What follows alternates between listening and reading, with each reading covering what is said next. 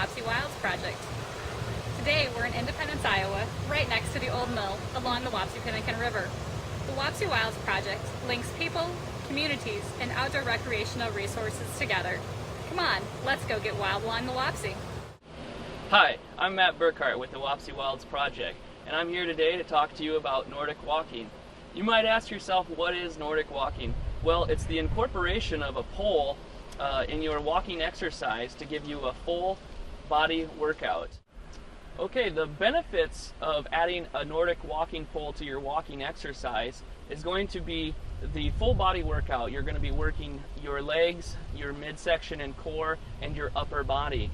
You're going to be burning 40 to 45% more calories than just walking normally, and you'll be consuming 25% more oxygen, taking in more oxygen. The use of the pole is going to help take the impact off your foot, your knees, your lower back, and other joints. When you're in the store shopping for a Nordic walking pole, you're more than likely going to see trekking poles and Nordic walking poles. There are slight differences between the two poles. A trekking pole is going to be used mostly in hiking and during backpacking. It's going to be held at a 90-degree angle out in front of you as you're walking.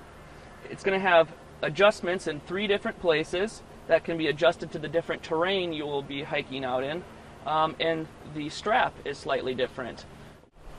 You'll also notice that the end of the trekking pole is very round, and that's to help protect in case of a fall while out backpacking. If you were to fall and that to come up and hit your eye, that's going to be a lot rounder than your eye socket.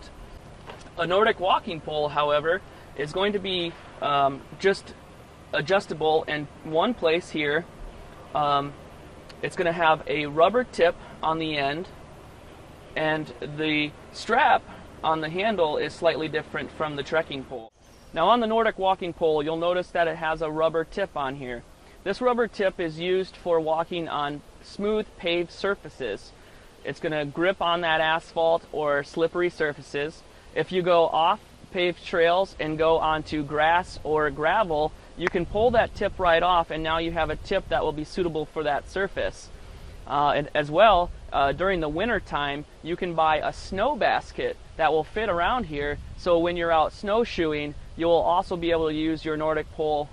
In order to get ready to go Nordic walking, you got to size the Nordic pole to fit you personally. What you're going to want to do is just tighten the pole by turning it and bring it all the way out. Put the pole down beside you. Put the tip will always be facing away from you, so the rubber tip will be going behind you.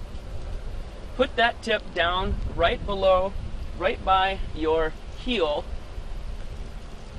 and then the pole itself you can adjust down to your size. Remember, the trekking pole would be held at your arm would be at a 90-degree angle. For the Nordic walking pole, you're going to want your elbow to be slightly bent so the wrist is below the elbow.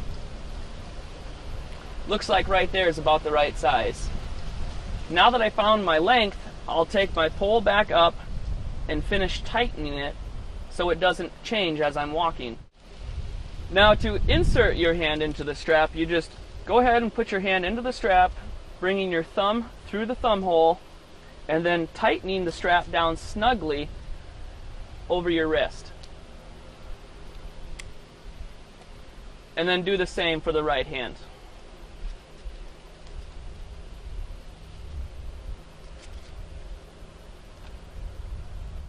Now another feature that's great about Nordic walking poles is most of them will have a trigger release mechanism on the pole for fast release. So if you needed to tie your shoe or get a drink of water, just one quick click. Okay, now let's go over the technique of Nordic walking. Now that we have our hands strapped into our straps, the correct length of our poles, with the pole slightly behind me, with the rubber tip facing away. What you're going to want to do is, it's really simple. This is the natural way humans are supposed to walk. As you bring one arm forward. You're going to pretend you're reaching out to shake someone's hand. You're going to want to leave your hand loose off the pole and free from the pole, and bring your opposite foot forward. Now you're going to grab the pole and push off, bringing your other foot forward and sliding the opposite pole forward with your hand free off the pole. Drag that pole forward, grab the pole, push off, and bring your other foot forward as you're bringing the opposite arm forward as well. Some great places to go Nordic walking along the Wapsie River Valley is the Great Western Trail in Riceville, the Plum Creek Trail in Fredericksburg, the Grump Trail in Reedland, and a variety of trails around Independence. And remember to check out the Wapsie Wilds website for trail maps and trail info. Remember, always stay hydrated, stretch before you go, and have fun. Now let's go get wild on the Wapsie. Hi, I'm Darren Siefkin from the Wapsie Wilds Project. The funding for these videocasts have come from the REAP CEP program, Resource Enhancement and Protection, Conservation and Education Program.